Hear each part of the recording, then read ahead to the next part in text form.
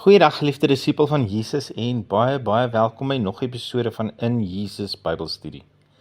Ons het gister in Johannes 17 telke male gesien hoe dat Jesus bid en melding maak van ons eenheid met hom en met die Vader. Nie net een keer nie, maar oor en oor bid hy dat ons met hom en die Vader sal een wees, net soos wat hy en die Vader een is. En hy praat herhaaldelik van homself in die Vader en die Vader in hom en dan ook ons in hom. In Johannes 15, in die bekende gedeelte waar Jesus ons leer dat hy die wynstok is en ons die lote, noem hy ook 'n paar keer van ons wat in hom moet bly, maar ook dat hy in ons is. En dis presies wat die woord ook van praat in ons vers vir hierdie reeks uit Kolossense 1:27. Christus in ons, die hoop op heerlikheid. Christus in ons. Het jy al die laaste ruk met hierdie reeks net bietjie gesit en hieroor nagedink? Jesus, die woord, die skepper, binne in jou. Jy's in hom, maar hy's ook in jou. In jou. Vat vir 'n oomblik net die tyd, maak dalk vir 'n minuut of 10 jou oë toe en mediteer hieroor, dink hieroor, sien hom in jou. Jesus, met sy volheid. En dan is een van die eerste vrae wat by my opkom, hoe is dit moontlik? Wat moes dit hom kos om dit te kon moontlik maak? Want hy's heilig. Absoluut heilig. Nie voorgee heilig of skynheilig nie, maar heilig en regverdig. En hy kan hom nie vereenselwig met sonde en onheiligheid nie. Hy kan nie wegkyk en maak of dit nie bestaan nie. Hy kan dit nie onder die mat invee en daarvan vergeet nie. Hy kan homself eenvoudig net nie meng met sonde nie, want hy's regverdig en vlekloos en heilig vir ewig. So hoe nou gemaak? Want hy wil graag vir ons ewige lewe gee. Hy wil graag hê ons moet hom en die Vader ken, ewige intimiteit met hom. Hy wil graag so naby aan ons wees, dat hy kies om in ons te wees, sodat ons kan hoop hê, maar ook sodat ons hoop kan gee. Die enigste manier, hy moet ons heilig maak. So absoluut vlekloos soos hy. Dis al hoe dit gaan werk. En hy sal dit moet doen, want na 4000 jaar was dit duidelik, ons kan dit nie uit ons eie uit regkry nie. Ons kan nie die skeiding herstel wat Adam veroorsaak het nie. Hy sal dit moet herstel. Hy sal ons natuur moet verander en dis presies wat hy kom doen het. Deur wat Jesus aan die kruis betaal het en behaal het en deur dit wat hy bewerkstellig het deur wedergeboorte, het hy die weg gebaan en het moontlik gemaak om my en jou te heilig en ons te regverdig tot so 'n mate dat hy in ons kan woon. Tot so 'n mate dat hy sy gees met ons gees kan verbind. Soos ons lees in 1 Korintiërs 6:17. Kyk net saam met my na 'n paar mind-blowing verse wat vir ons hierdie verduidelik en dit vir ons uitspel.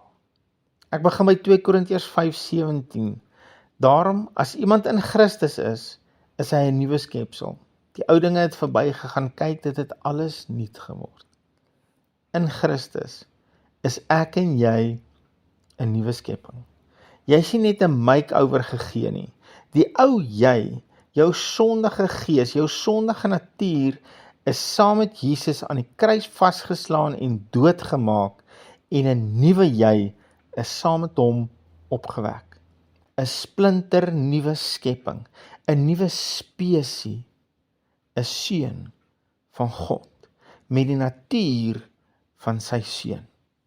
Jy is nie nou meer 'n sondaar nie, maar 'n seun of dogter van die Vader.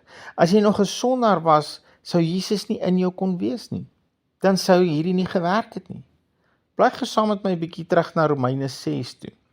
Kyk wat staan hier in vers 4. Ons is dus saam met hom begrawe deur die doop in die dood, sodat net soos Christus uit die dood opgewek is deur die heerlikheid van die Vader, ons ook so in 'n nuwe lewe kan wandel. So die begin van die sin is duidelik soos daglig. Ons ou mens is saam met Jesus dood. Maar, sien jy wat staan hier in die middel? Net soos. Moenie hierdie mis nie. Net soos wat? Net soos Jesus opgewek is, so is ons ook opgewek in 'n nuwe lewe. Maar nie net enige nuwe lewe nie, 'n nuwe lewe net soos die van Jesus. Jou ware identiteit, jou gees, jou nuwe natuur, lyk nou net soos die van Jesus. En net sodat daar nie onduidelikheid moet wees nie, sê die woord in vers 6, aangesien ons dit weet, dat ons ou mens saam gekruisig is. Hier is dit weer, jou ou mens is saam met Jesus gekruisig. Hy is dood, vrek, hy bestaan nie meer nie. Moenie hom weer opwek nie, want dit wat opgewek is 'n spiksplinter nuwe skepping, 'n seun van God. Dan sê in vers 8, as ons dan saam met Christus gesterf het, glo ons dat ons ook saam met hom sal lewe. Hier is dit weer, ons het saam met Christus gesterf, maar ons het nie daar gebly nie, ons leef nou weer. Hoe? Saam met hom. As ons dan saam met Christus gesterf het, glo ons dat ons ook saam met hom sal lewe. En dan vers 10 en 11, van die dood wat hy gesterf het, het hy vir die sonde eens en vir altyd gesterwe, maar die lewe wat hy leef, leef hy vir God. So die opgewekte Jesus leef nou vir God. En daarmee het ons nie 'n probleem om dit te glo nie. Hy is mos Jesus. Daai wiskunde is eenvoudig. Wel, kyk wat sê vers 11. So moet julle ook reken. So moet julle ook reken. So moet julle ook dink. So moet julle ook weet. Wat moet ons weet?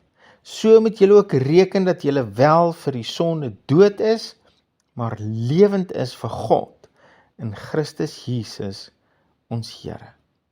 So moet ek en jy ook begin dink in lyn met hierdie mind-blowing waarheid, dat ons lewend is vir God, saam met Jesus, in Jesus. In Jesus leef jy net soos Jesus ook vir God. Dis die realiteit, dis die werklikheid, dis die waarheid van die woord. As jy dit wil beleef en as jy dit wil uitleef, is die uitnodiging duidelik. So moet julle ook reken. Hou op om daarteen te skop, maar aanvaar dit, glo dit en laat die werklikheid daarvan uit jou realiseer. En hoe leef jy dit uit? Jy begin so dink. Jy glo dat hierdie die waarheid is en begin daaroor mediteer. Jy begin dink aan al die moontlikhede omdat jou gees lyk net soos Jesus. En dis nie hoogmoed nie. Dis glad nie trots om so te dink nie. Dis hoe ware nederigheid lyk wanneer jy ja sê vir alles wat die woord oor jou sê. Wanneer jy saamstem en nie meer skop teen dit wat die woord oor jou sê nie. Man, hierdie is hoop. Dis amazing genade en verstommende hoop op hoop. Ek en jy is nuut gemaak. So nuut dat ons net soos Jesus vir God kan leef, met hom in ons. Christus in ons, die hoop op die heerlikheid. Here Jesus, hoe sê ons genoeg dankie vir daai mind-blowing, asemrowende prys wat U vir ons betaal het aan die kruis. Soveel so, Here, dat U ons saam met U gekruisig het, maar nie net dit nie, U het ons ook saam met U opgewek in 'n nuwe lewe, in 'n nuwe identiteit, as 'n nuwe spesie as dit ware, seuns en dogters van God. Ons is in 'n nuwe koninkryk met 'n nuwe pa, met 'n nuwe ou boet. En ek bedoel dit met die grootste respek. Dankie, Here Jesus. U is so amazing. Dankie dat U in ons kom intrek het, in ons kom woon, sodat ons vanuit U krag uit hierdie nuwe lewe tot eer van God kan leef. En ons eer U vir U wonderlike naam. Amen. Geliefde van Jesus, ons kan nie anders nie as om ons oog op Hom te hou en ons neus in sy woord. Shalom.